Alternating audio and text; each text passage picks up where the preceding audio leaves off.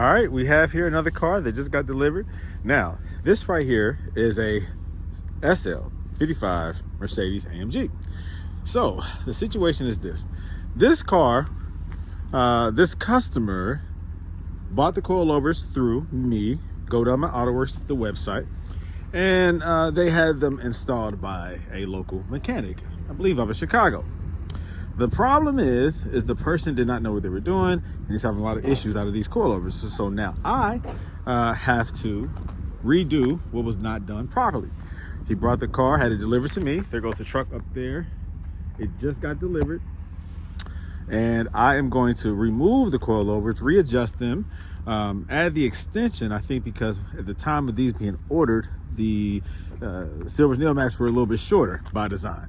The newer ones for the last 2 years are increased in length, and so they had the adapters were given to him to extend them so that it could be a little bit higher all the way around, or maybe in the rear.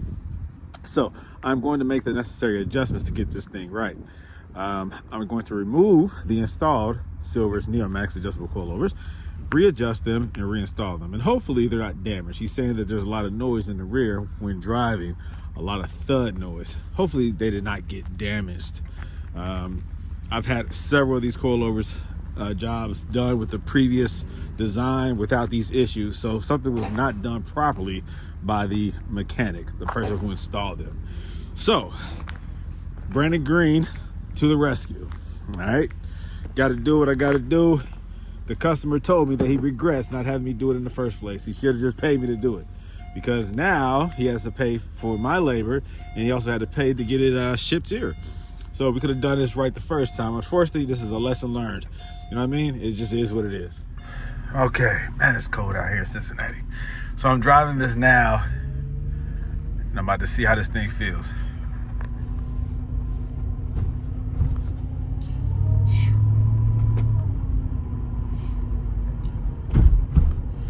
Yeah, it's a hard thud. I can feel it.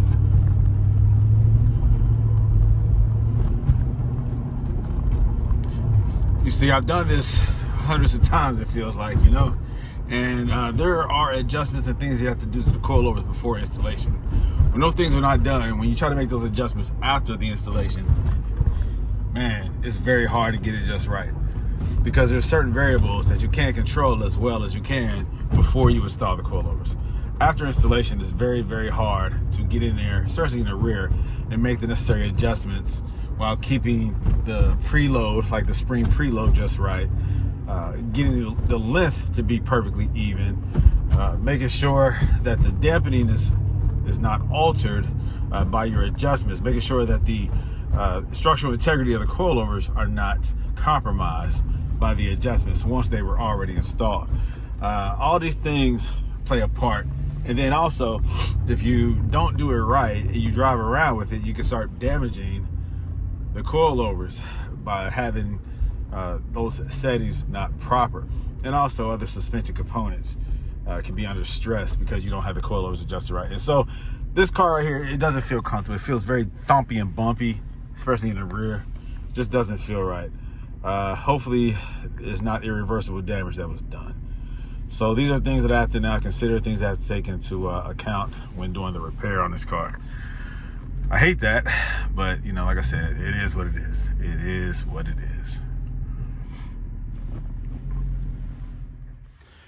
Yeah, so I'm looking at the height. I mean, I know that he was trying to raise the rear up a little higher than it currently is, and he was running out of, you know, length, I guess.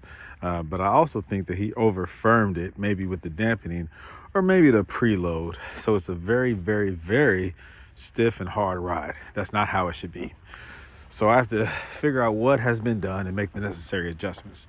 By the way, this is a beautiful SL55. Silver is always gorgeous, but with those wheels, good Lord Almighty, man, those are very, very nice wheels. Very nice wheels. But yeah, it needs some love. It definitely needs some love. Nice grill too, by the way. All right, so here we go. I have right now the front wheels removed, the front jacked up with a jack on each side, and I am removing the Silver's Neomax coilovers. Now, if you ever have to remove them and reset them, which you should not have to do if you do it right the first time, use a screwdriver like such, a thick one.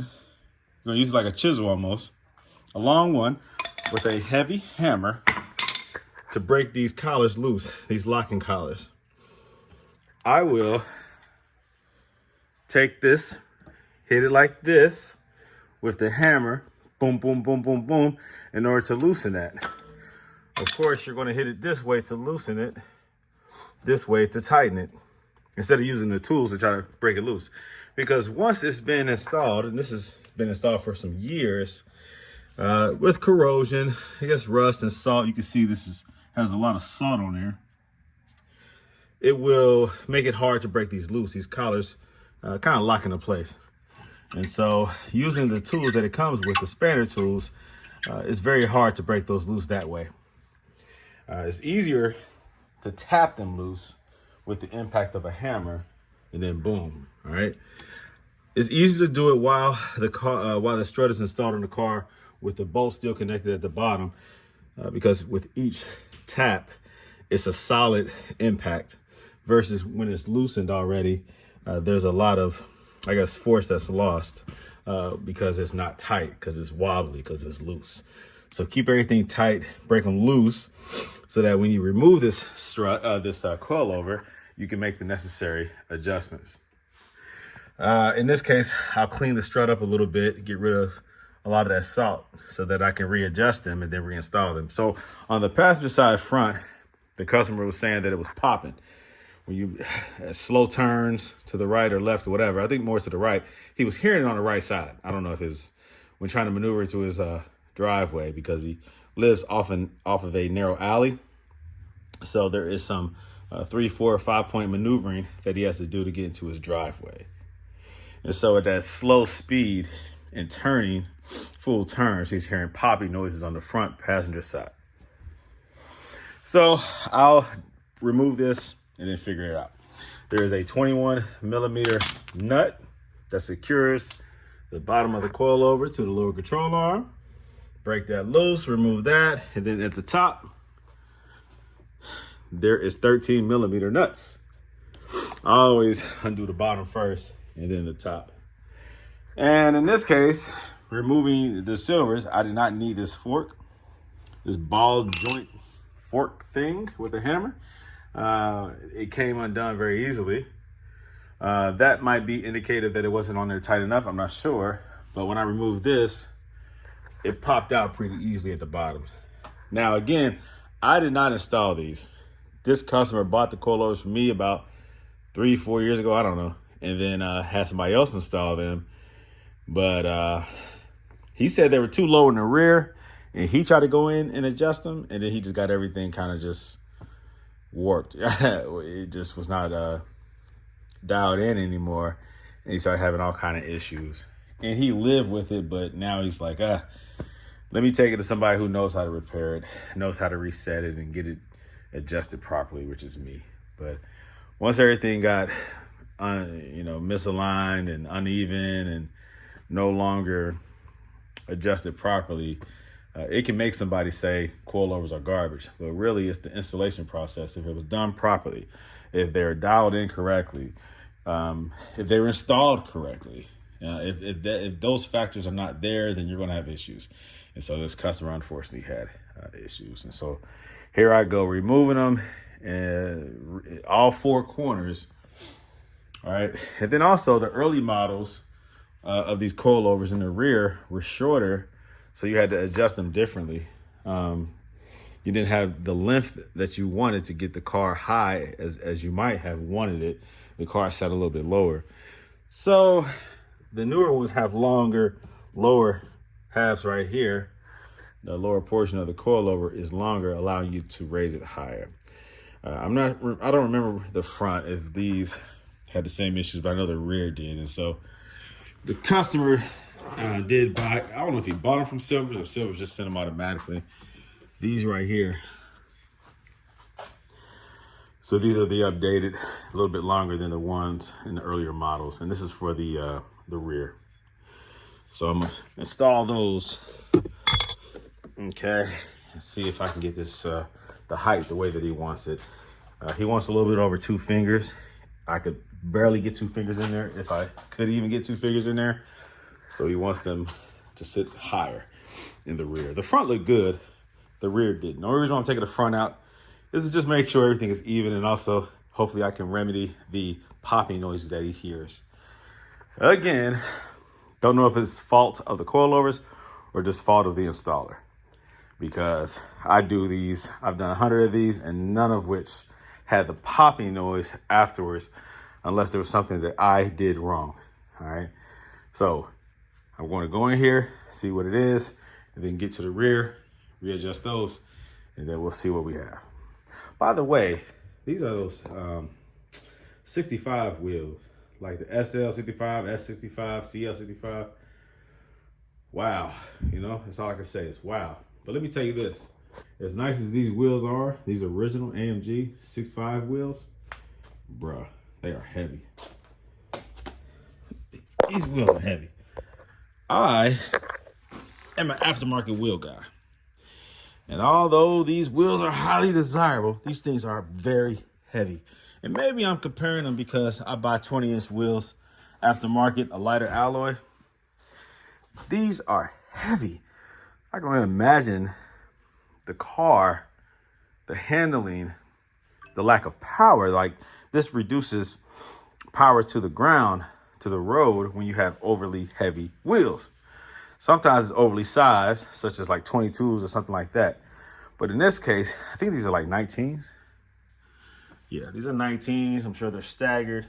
But to me, these are heavy wheels. These are original Mercedes wheels, though, and they're very expensive, highly sought after, highly desirable. But they're heavy.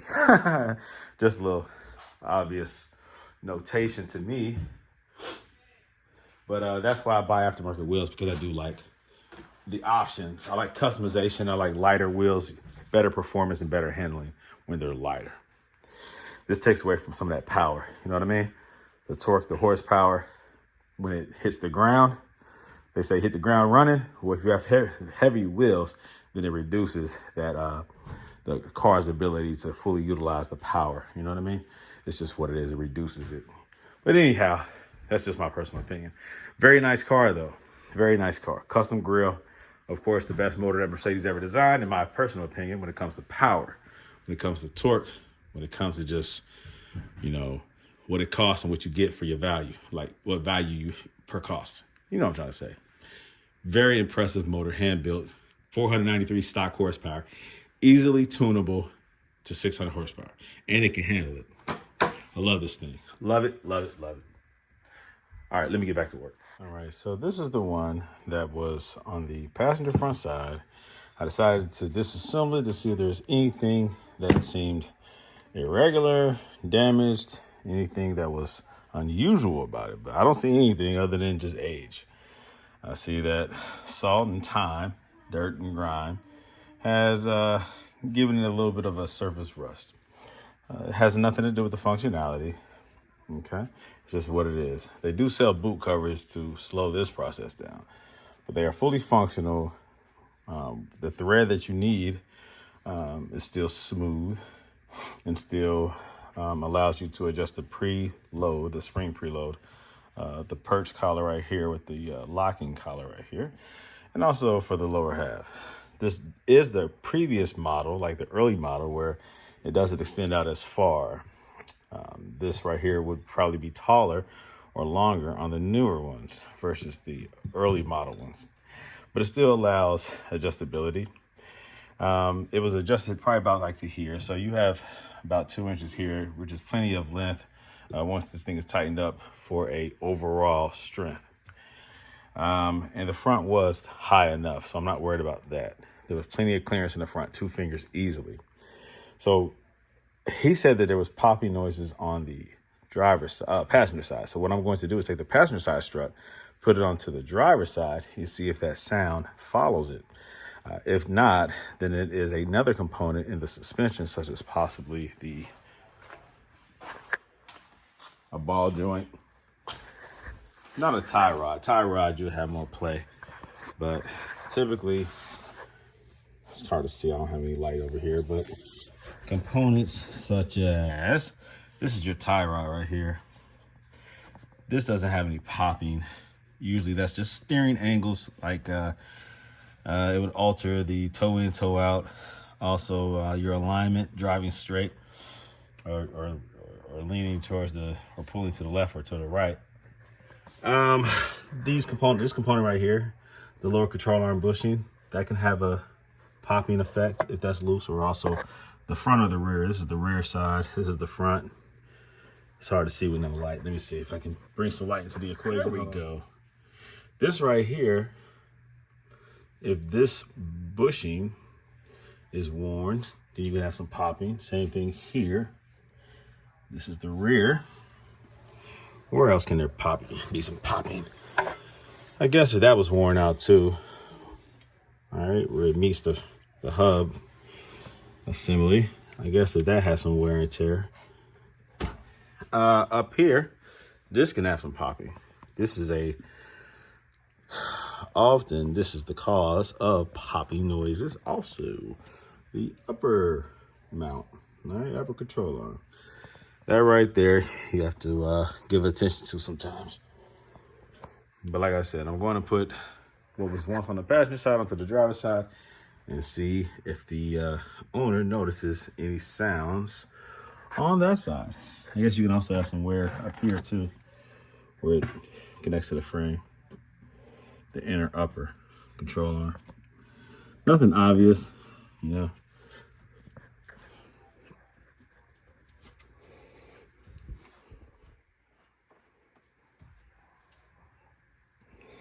So you're not going to hear it while moving fast, but at a slow speed or at a stopping, when your car is stopped and you're turning the wheel all the way, then you'll have more strain on the system when it's at a dead stop. There's more drag or resistance, I guess, from the tire not moving and trying to turn the rubber on the road.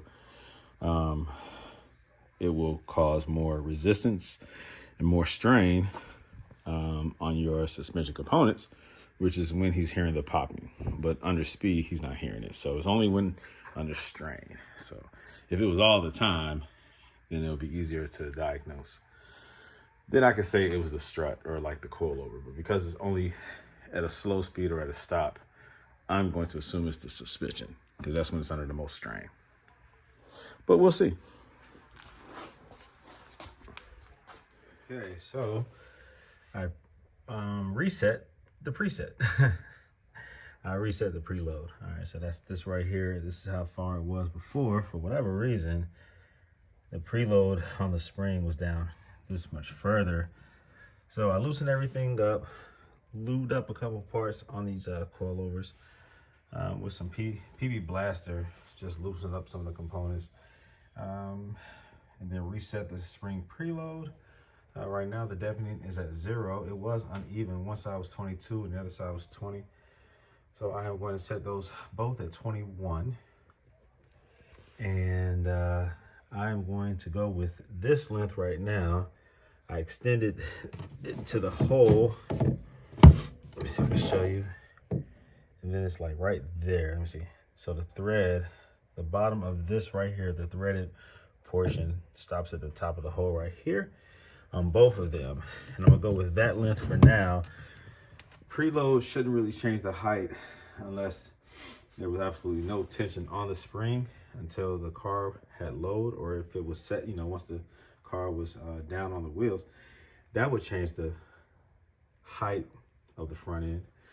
But as long as there's tension on the spring when it's fully open and it's not, and the coilover is not loaded, then it wouldn't change the height. I guess if you put excessive amount of preload, then it will raise the vehicle, but then that defeats the purpose of the spring and the dampening. So you don't want to do that. It would cancel out the spring, the ability for it to compress when under load. So you don't want to do that.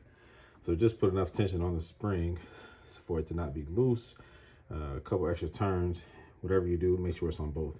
But don't set up so much preload that it overloads it in comparison to the weight of the car when it's on the wheels. You don't want to do that.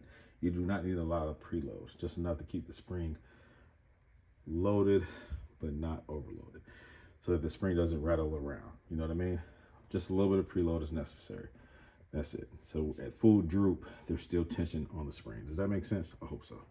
Well, these are definitely Mercedes 65 AMG wheels. It said made in Germany. And then you have the part number right there. Yep. It says made in Germany right there. These are legit. These are nice. Very nice. Very nice. Very nice. Tread. All right, he's gonna need some new tires. There's a lot of these chunks. I don't know how this happens. But that's all around the tire. A lot of chunks.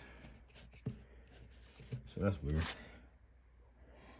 So he's gonna need some tires anyways because the tread is also low, so yeah. But very nice wheels, very nice wheels. Now, here goes another option. On the R230, you have, with your ABC system, a separate, smaller power steering fluid reservoir that sits right here. It's small, and that feeds your power steering pump, the rack and pinion, the power steering side of the tandem ABC pump. The larger reservoir feeds the ABC side. The other option when you're doing a coilover conversion and you're installing a standard power steering pump is to install the type of power steering reservoir that is designed for that pump. You can leave the smaller original reservoir and you can save money. If you want to do a complete conversion, then you install this. You have to buy this. You have to buy the little metal clip and also the little O-ring where it's like a rubber seal, right? A little rubber ring. And there's a screw that runs into the engine block. So this attaches as to the inlet, right? To the top of the pump, which is right there. That inlet is where I usually connect the hose being fed from the smaller original power steering reservoir. But instead, this reservoir pushes onto it, and then there's a metal clip that attaches it. There's a rubber black ring, O-ring, that sits inside where it connects, and then that metal clip keeps them connected. It presses onto it. You hear a little snap, and then that metal, little C locking collar connects it. And then there's a screw also that runs into from the reservoir into the engine block. That eliminates the need for the reservoir over here with the bracket that connects to here. And then it has to be fed on the return line that comes from the the power steering cooler. There is a small little square cooler that connects or is sitting right here in front that runs. It's like the return line goes through the cooler, I believe, and then to this. Some cars don't have the cooler, some do, and it feeds back into the reservoir, which then gravity fed or suction into the power steering pump itself. So this is an option for simplification if you want this nice clean engine bay, this nice clean look. So that works out well. That's what this customer did. When I do the coilover conversions, I don't do that. I only do that on the on the CL and the S class. That's what I did to that one because you don't have a choice. Because the oversized ABC reservoir has an inner divided chamber that separates the power steering from the ABC fluid. And that big oversized reservoir is ugly. You want to remove that anyways. You got to remove it to get that pump out, the ABC pump. So why reinstall it? Go ahead and just install this right here.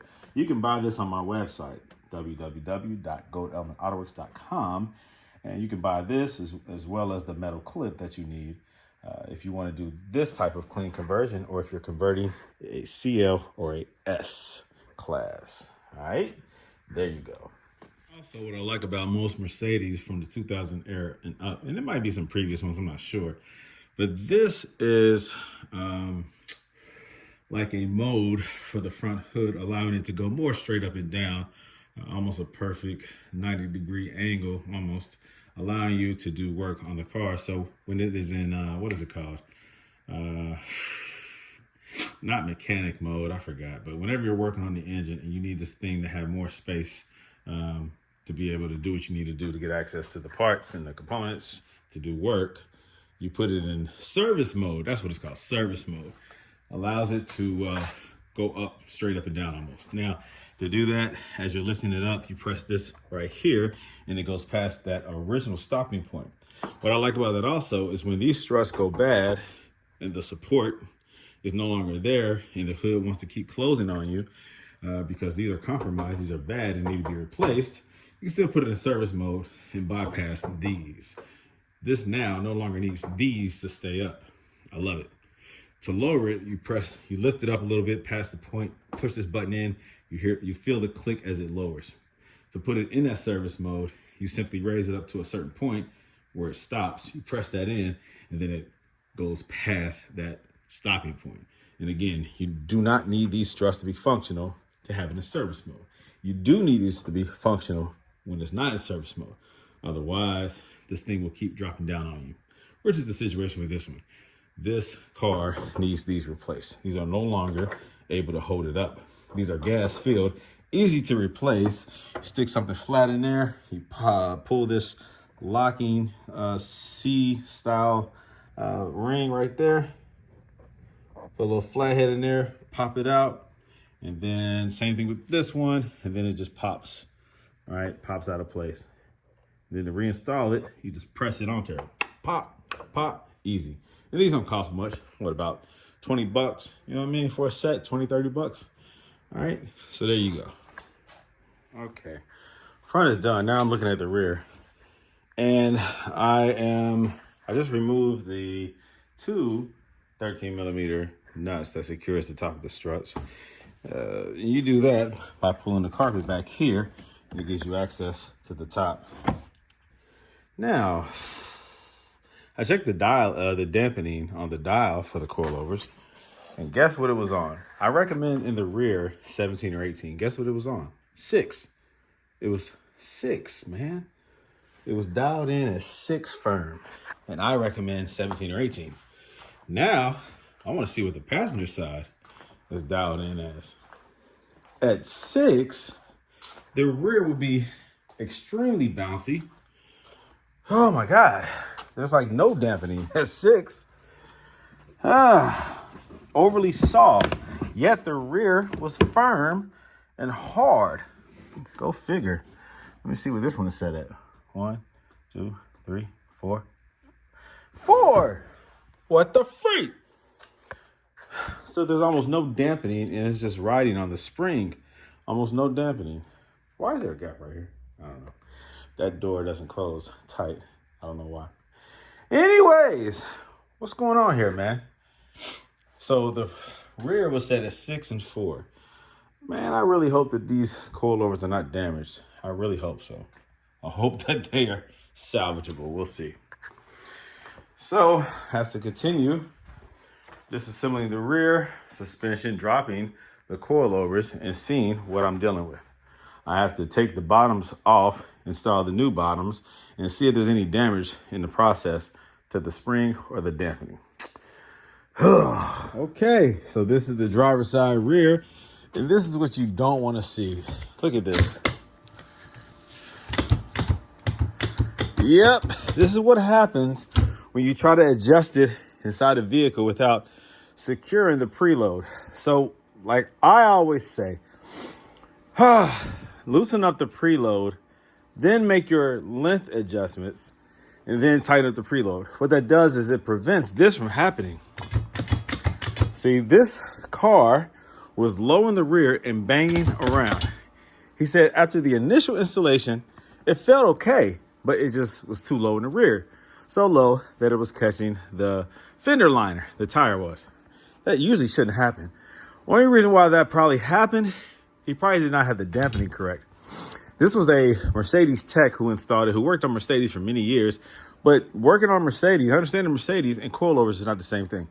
Just because you know how to work on a car does not mean you know how to install coilovers.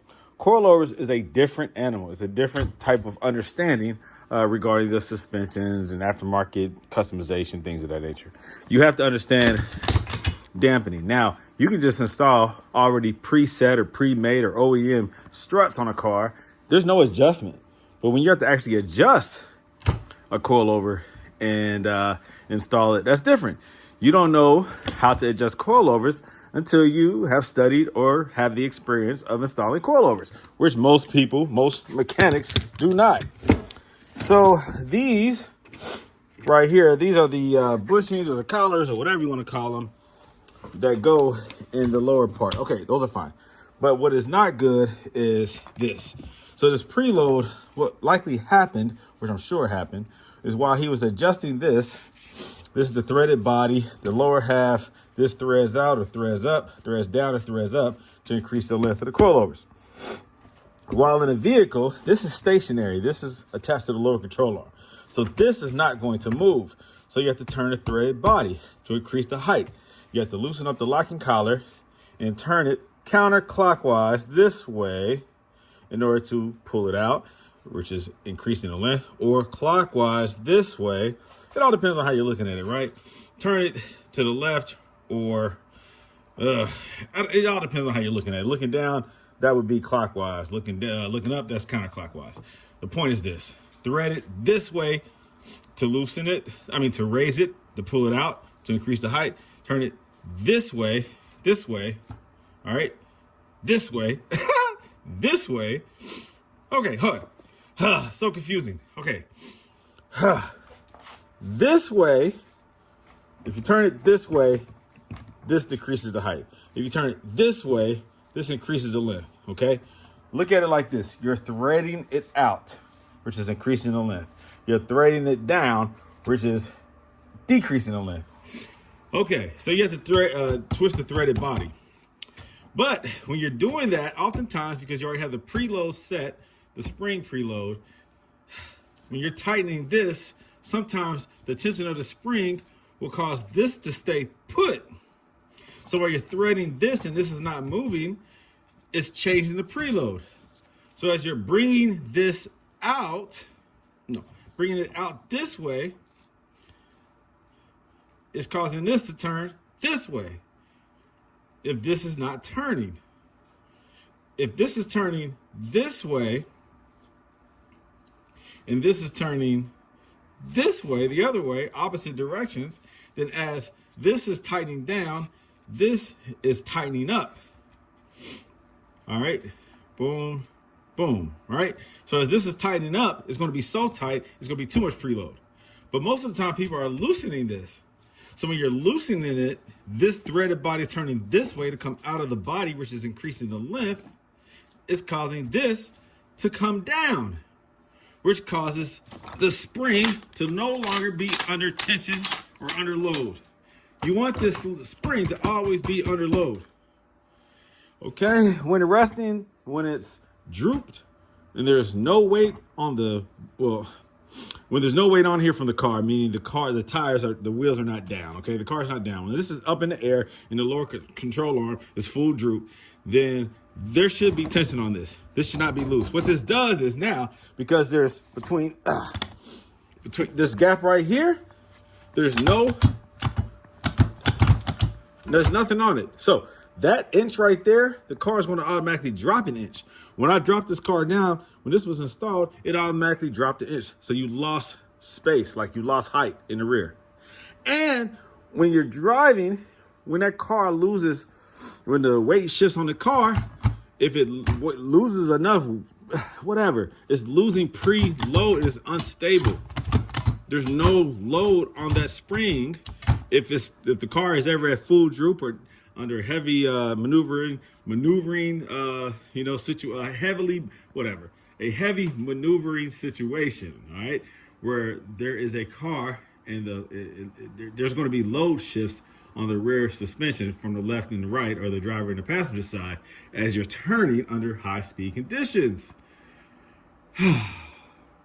So you don't have the stable spring tension. Your coilovers are not set right. They are out of adjustment. They are unsafe, unreliable, and you will eventually damage this. All right, and you can lose control in your vehicle, and that's a bad thing. So you want your stuff to be set up right. This is not right. Whoever installed these didn't follow my videos, for one.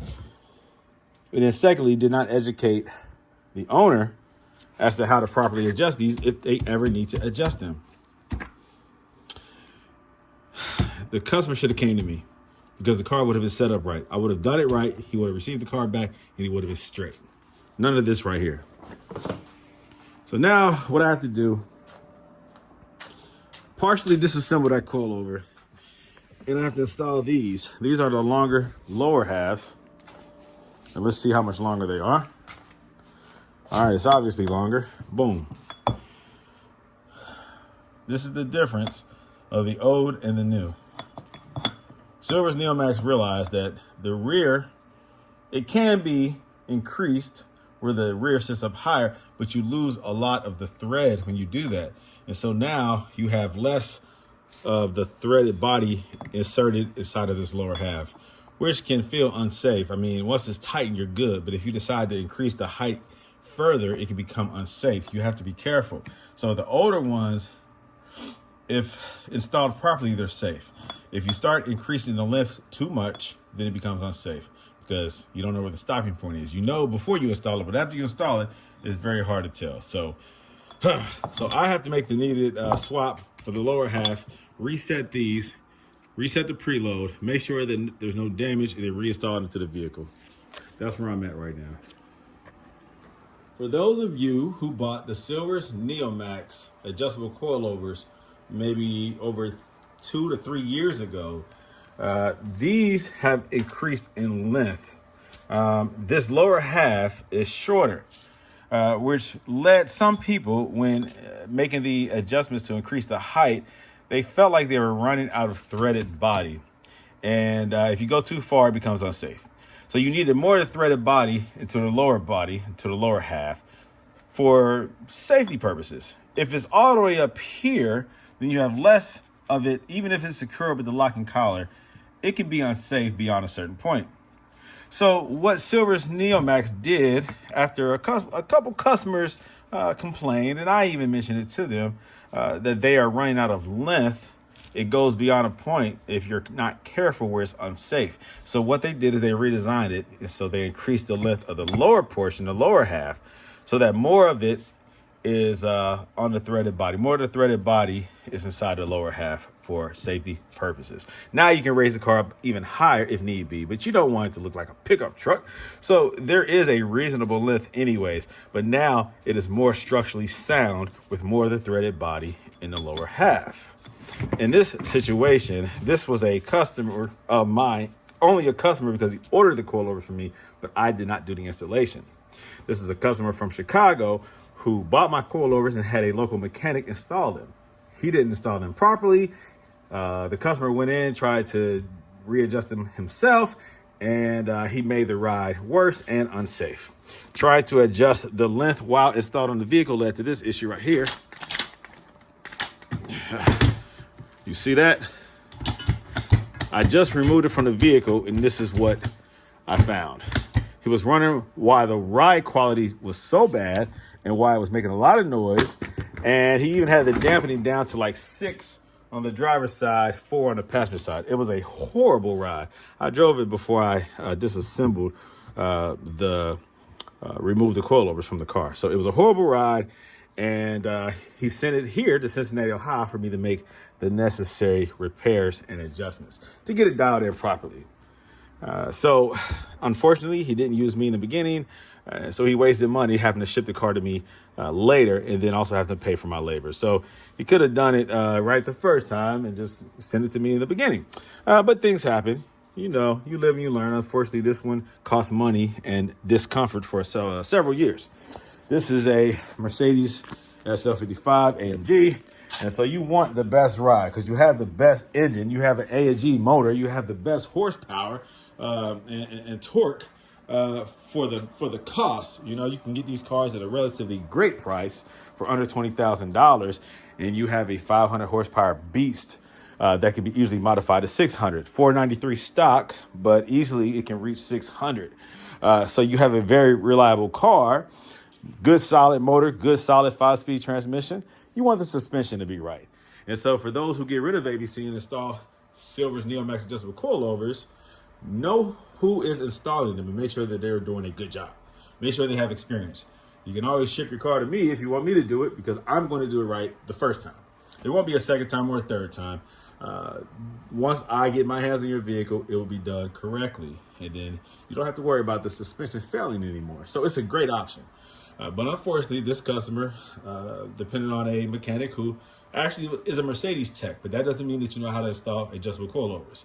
You know how to work on Mercedes OEM designs. This is aftermarket. All right. So you live and you learn. But that's the difference. For those of you who did not know, there is a difference of the early model Silver's Neomax and the newer ones. The early ones are still safe. You're just limited with how high you can raise them. All right. But they are adjustable still. And you can raise them to a good height, like the lowest ABC setting. But beyond that, if you like your car looking like a pickup truck, it becomes unsafe at a certain point. So you want to make sure that it is adjusted properly, that you do have the most modern ones. And if you don't, be careful going in and making adjustments, especially in the rear. All right, so now the new adjustment is I extended this until the threads were right here. So I extended it so the threads were right here. Then I backed it down 3/4 of an inch. I use a measuring tape and a piece of tape and put it 3/4 of an inch and decrease it to that point. Okay. This here, I reset the preload, made sure that everything, that the rubber bushing or the seat, it's not a seal, but there is like a rubber piece that sits in it's like, and I made sure that the preload was set properly. There's things that have to seat properly as you're adjusting it. The spring the coil itself has to fall in place, and you tighten it up. You see this little rubber thing right here, and there's another one on top here. I checked it out, make sure it wasn't damaged, and I went on ahead and put the preload to make sure that there's tension on this spring, even when there is no load on the coilovers. So that allows it to be predictable in its handling, and I will make sure that the passenger side is the same, that it's even regarding the spring preload. You tighten it up as far as you can by hand, and then you crank it down and you lock it in place with the locking collar. And also the dampening settings, I will adjust that to probably 18 in the rear. Might do 17, probably 18. 18 feels better on the highway when you hit a big dip. Now, I recommend on the AMG because of the extra horsepower and torque for the Swift spring upgrade. It's that orange spring. It has better rebound. It's a better spring rate. It's more suitable for the higher power vehicles, for higher speed maneuvering and things of that nature. If you do drive aggressively, I recommend that. For casual driving, like most people do, the standard spring is just fine. It is a $400 upgrade if you go with the Swift, by the way. I recommend that on the AMGs, but that's what I have on my personal. So I will set this at probably 18. The spring preload is set, and the length is correct now. So this one, like I said, will work just fine, but it has to be adjusted properly in the beginning. And because it wasn't, and that this customer had ordered new ones, new lower halves for the rear, I installed them. It's not absolutely necessary, but it is good that he does have them, because now he can feel more confident about the overall length of the coilover, that now he has enough to make his own adjustments and still keep it safe. All right, so I'm about to go ahead and reinstall this, and I don't tighten this up all the way. I keep it loose until it's installed, because this whole body has to spin a little bit to line up those holes. Once everything is lined up, then I will tighten this up. And I do this with a flathead screwdriver and a hammer. I don't use the tools because you don't have as much space in the rear to use them, especially not up here. So I preset this and I lock this in place. This one I keep loose. You can use the tools in the back, but I like to use the longer flathead screwdriver and hammer. All right. Well, upon further inspection, I tried to install this coilover with the increased length one, thinking that that is the updated one, but it is not. So I went to my personal SL55, and I measured here to here. The one that was on here is the right length. It is. What's wrong was that large gap here, preventing, well, you know, decreasing the length of the coilover. Immediately when you put the car down, it would drop in length because of the large gap with no preload. And so this right here is the original length. It was just so adjusted incorrectly that it did not allow the full potential or length of this adjustable coilover. So this is the correct half. The other one that I installed on here was too long. It was too long. So long that I could not install it. So that right there told me something that's not right. I do too many of these. I know that these fit right in there with ease. So for it to not fit in there, for it to be too long and hang down too far, and the lower control arm would have too much stress on it to even reconnect from the inner control arm, because of how much further extended this was.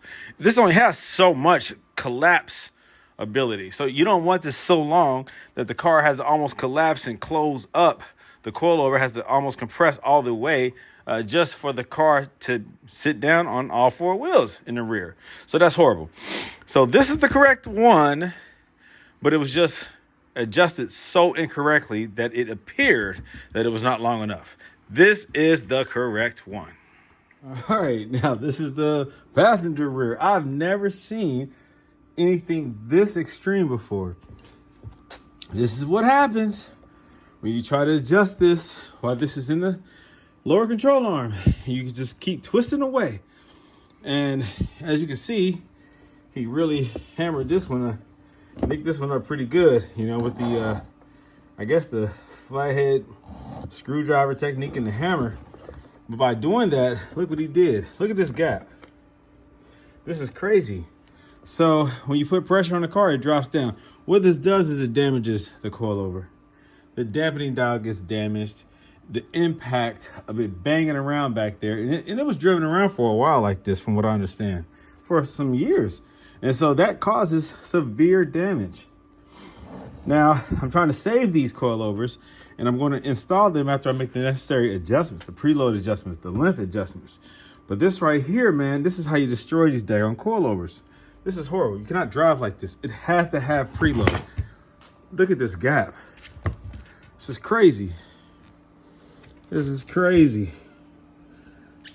Look at that. You cannot drive around like that. You will destroy this coilover, and it's very unsafe. So this is one of those horror stories that people talk about when they talk about coilovers. This is it right here. This is it right here.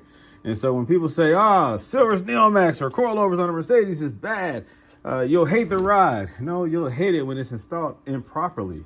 When it's done right, the ride is great.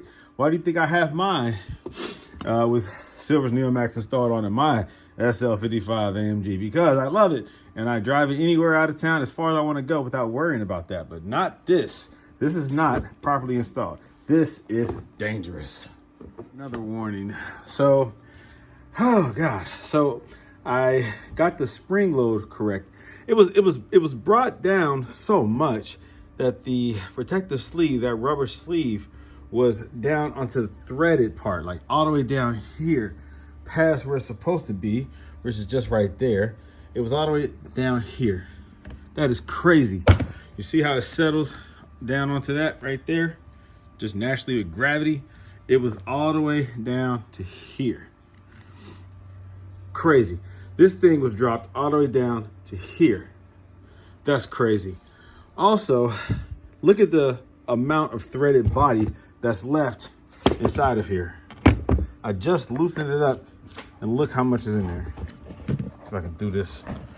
One hand. Come on. Hold on. The freak, why is this spinning? Oh God. Anyways. Look, watch this. Look, that's the amount of threaded. Oh my God. That's how much was inside of here.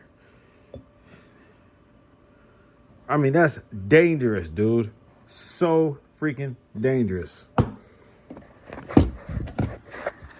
So this is how doing coilovers incorrectly can be a life or death situation. When you only have this much of the threaded body inside the lower half, that is dangerous. You are compromising the integrity of this coilover, and it can easily break or snap while driving, causing your car to go off the road, kill you or kill somebody else, or both. If you're going to do coilovers, man, please know what you're doing. That is freaking dangerous. I hope that this can be saved. Another thing I noticed, this is spinning. This should not spin. Why is this spinning? This is supposed to be a solid piece. I think it was being spun because, dude, I don't know. Dangerous. Very dangerous. This right here was brought all the way down to here, creating a gap of like this much, causing the car, when put down on his wheels, to drop down extensively. Then he tried to compensate by bringing this further down to create the height to raise the car up from the tire. And by doing so, you compromise the integrity of the coilover and also risked it breaking while driving, which will be disastrous. This right here, I'm trying to see if it can be saved and reinstalled, but I don't know. This is crazy. Well, now I know that this thing spins out. I've never seen it spin because it's always tight, but you can spin it right out. You can remove it from the base. So that's good to know that this right here, if it ever breaks, can be replaced. So that's cool. But again, this lower half was not adjusted properly and risked breaking or causing damage. So that's good to know that it can be removed. But look at the threads here. After cleaning that out, what is that, 2 or 3 threads onto this right here? God, how dangerous is that? That is crazy. So I'm going to reattach this, tighten it up the way it's supposed to be tightened, and thread it down past the damaged threads. All right. I'm going to reuse this because this is the right one that came to the vehicle. Came with the coilovers, and this is the one that is supposed to be installed on here. Some extra long ones came. They're about like this long. They're not necessary. Now, good for backups if something were to ever be damaged on this.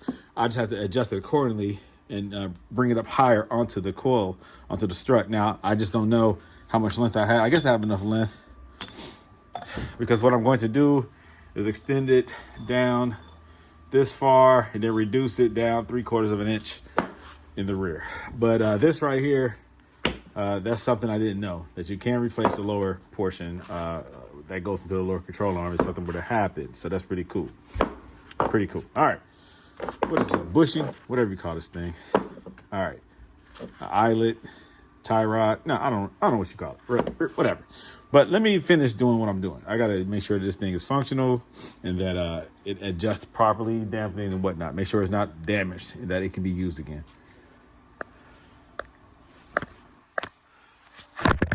Okay, also what they did, whoever installed this, put the wrong bolt back in place.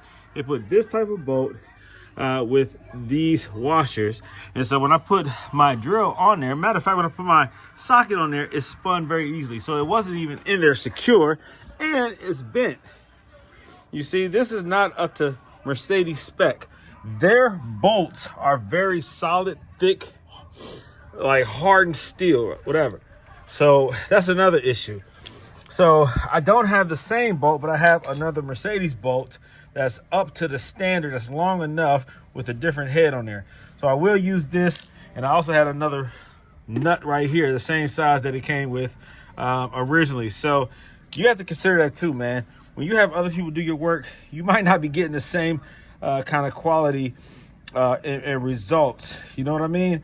Like, whatever happened to the original bolt, have no idea. But they used this instead. And this was supposed to be a Mercedes Tech. Very disappointed. Very disappointed. Okay. All right, so I pulled her out, the SL55, after I did the coilover conversion all over again. Removed all the Silver's Neomax coilovers that were previously installed. Reset them, remedied the issues that it was having with the adjustable, the height adjustability issues, and got the rear up high where he wants it. The front, you're limited because this is the old design, so they're not as long, not as tall. So you're limited with how high you can get the front. So I'm going to now take it for a drive and see how it feels. Again, the old Silver's Neomax, it was not the rear that were too short, it was the front that were too short. So you were limited with how high you can get the front. The rear had the correct lower halves. I did not need those. Those are too tall. There was some misunderstanding there. He paid $70, I think for a set or for each. I think 140 total. I think he spent 70 for each, I think. So he can do something else with those. Maybe he get his money back. I don't know how long he's had those, but he'll figure that out. But no, he did not need those, not at all. So the dampening was compromised on the driver's side rear coilover. There was an issue there where instead of having 24 complete clicks on the dampening knob, it only went up to maybe like 18. So I'm not sure on what end it's damaged, the lower or the upper. So I assumed that the lower was damaged because at first I only got 12 clicks.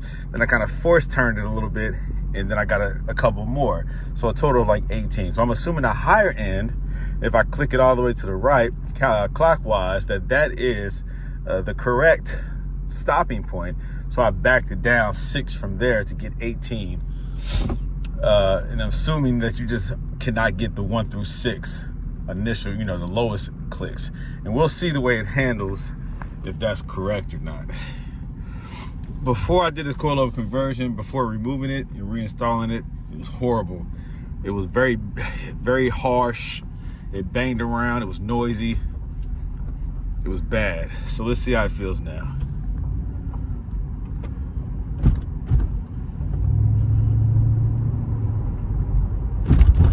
Yeah, now it feels, let me see, it's the way it's hitting these marks. All right, this is the way it should have felt. I could probably soften it a little bit.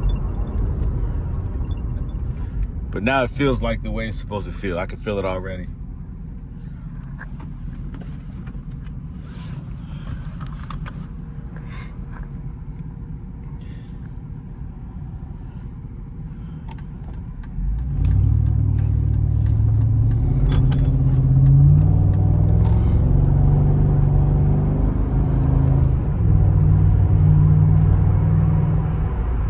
This is how it's supposed to feel, man. This is how coilover conversion is supposed to feel.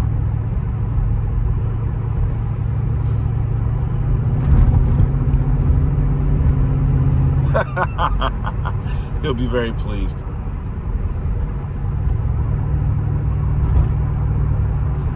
Now I do need to do the full turn left and right from a lower speed or from a stopping position so that I can hear the front end if it's popping or making any kind of noise. But now the coilovers feel stable. It feels very, very predictable, and a balance of smooth and firm, soft and firm. Feels really good. And it's an AMG, so that's even better. And so he has the exhaust missing on the driver's side only. Something about the hook broke off of the muffler, and so he just had it removed. So the muffler is missing on the driver's side. Honestly, I like the way it sounds without the muffler. can hear it. It sounds real good. I would probably take the one off the passenger side too. Because it's not too loud. You still have the resonators and 2 catalytic converters that eliminate a lot of that noise. Just a lot of, resistance in a catalytic converter. And then the resonator helps control the noise as well. So it's not an annoying sound. It's actually a perfect sound with no mufflers. Once you start eliminating resonators and catalytic converters, though, it gets very gnarly, very loud, very abrupt, and everybody doesn't like that. But the AMG motor screams, though, when you start removing a lot of stuff. It really sounds good with no mufflers. It really does. Oh, this car handles phenomenal. Oh, I love it. This is what a coilover conversion is supposed to feel like. And I was correct. I dialed down instead of dialing up on the driver's side. This is exactly how it's supposed to feel. It feels freaking awesome. Sounds great. Feels great. Yeah, baby. Success, baby. Success. No sway bars. Nobody can tell me that these cars need sway bars. Dang, these things feel good. This car feels great. Oh yeah. No noise. Sounds great. Oh my God, it feels fantastic. All right, now let me see if I can hear anything when I turn the steering wheel all the way. Yep. See, same side.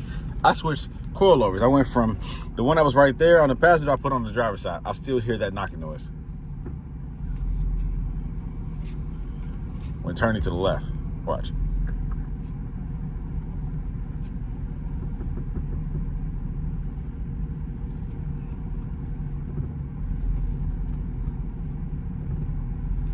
Yep, that's suspension, man. Because if it was the coilovers, every coilover job would do that. It's not the coilovers. That's something else in the suspension. It's still on the right side, so it's not the coilover. I swapped those out. I switched them just to make sure that it was not the coilover itself. It's not the coilover.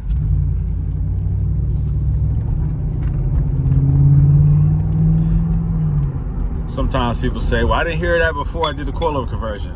You might not have.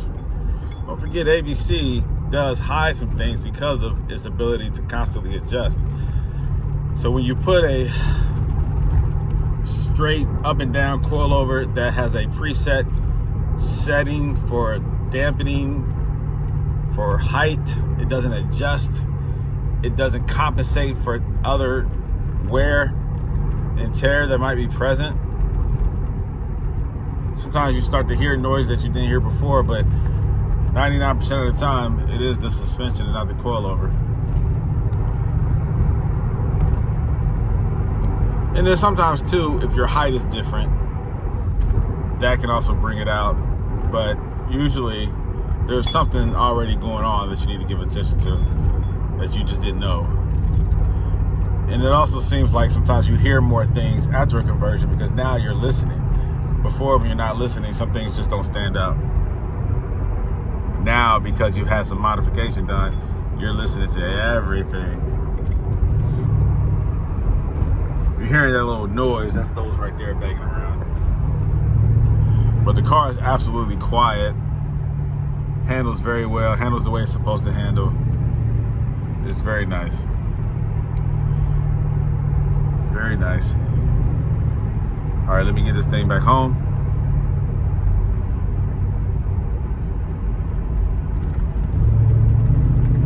So this is the route that I always take when I want to put a car to the test after the coilover conversion.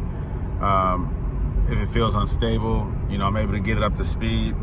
It's a 50 mile per hour speed limit here, but of course I push it a little bit and I go around the corners a little fast so that I can feel it, so that I know what the driver is going to experience when he gets his car back. This customer actually is flying in, and he's going to drive this car back home. He had it transported in, shipped in, through the transport companies that I use, and he's going to go ahead and fly in once I confirm to him that everything's good to go. He'll probably be arriving in a day or two to come pick this car up, drive it home, and he'll be pleasantly surprised and pleased because it was in horrible condition when I received it. I didn't even want to drive it that far when I first got it because of how unstable it felt, how noisy it was. It was indicated that there was a serious issue going on with this suspension. And lo and behold, once I disassembled the coilovers, I saw how bad it was. Very unfortunate, very unfortunate.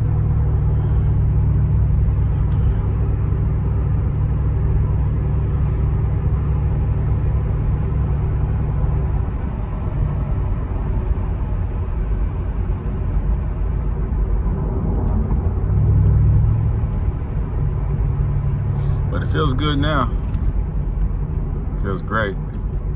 I wouldn't change a thing. He was considering putting the Swift springs onto these coilovers, and I told him that most of my customers who have AMGs, they do go with the Swift upgrade. It will make it more firm. It will make it more predictable handling wise. You can push it more to its limits with the Swift because the rebound is different, quicker. It's a more sporty feel, a little bit more firm ride. But I told him, I said, well, let's just see how these feel. And as the daily driver, the default spring rate is great. I mean, these normal springs feel good. So I wouldn't necessarily change anything for real. The car feels great for real. So I'll just tighten up the lug bolts, make sure everything is good to go. And I think we are good. We are real good.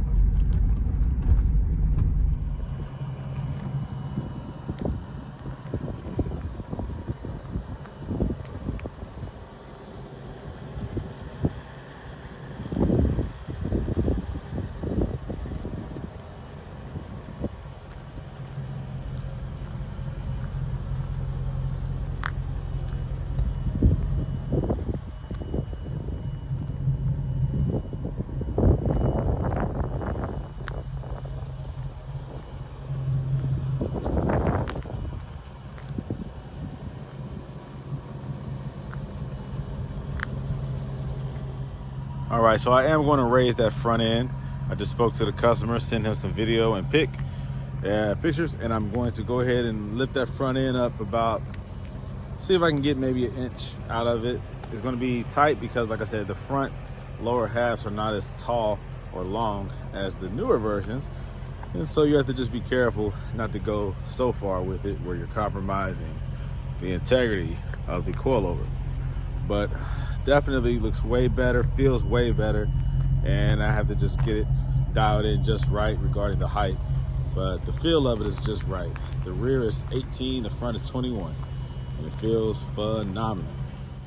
One piece of advice: when you are adjusting coilovers, in this case Silver's Neomax adjustable coilovers on this Mercedes SL55, when you are increasing the length on these, you have to loosen this lower locking collar.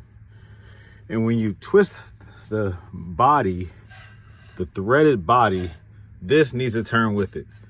The spring, the locking collar, the perch collar, the threaded body, everything needs to turn together. Now this is if you're working on the front or the rear. Especially imperative is the rear, because if you do not turn everything together, then this will tighten and loosen depending on what you're doing. If you're extending it, it will loosen. So it's going to drop the spring down eventually. The preload will loosen to the point where it becomes unsafe. You'll do damage to the coilover.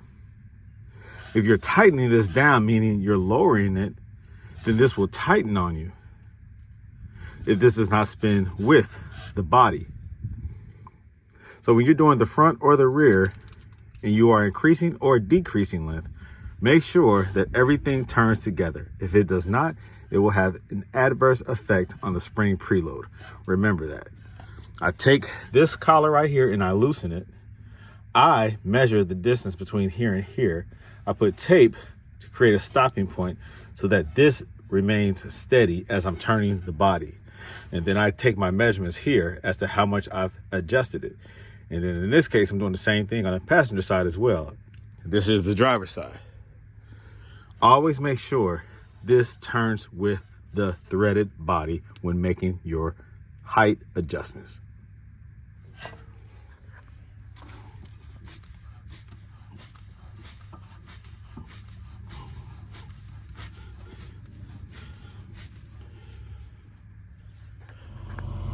All right, so I raised it up in the front. I don't think I can raise it up anymore because then it's it might compromise that front strut, and I don't want to do that. So I think that's it right there. That's probably the highest I can get the front end. And I think it looks better. I think it looks good. Yeah, that's good right there.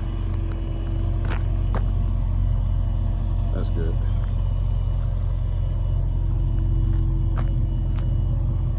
Yeah, that's real good. All right, guys. So the SL55 is done and waiting to get picked up. The owner is coming from Chicago to come grab it. Either he's going to fly in and drive it back home, or we're going to have it shipped out. Have a transport company grab it and get it back home.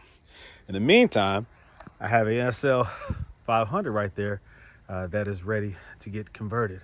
This one came from Virginia. And then too, at the same time, I have an SL550 that just came in. And this is getting a coilover conversion done. This is a real nice one too. These are some unique vehicles, man. Some beautiful cars that's coming in. You see, the owners are realizing that, well, ABC is good, but it's problematic. And so they're ready to get rid of this problematic ABC and install Silver's Neomax adjustable coilovers, a reliable suspension. They never have to worry about failure ever again. So, what are you waiting for? Silver's Neomax adjustable coilovers.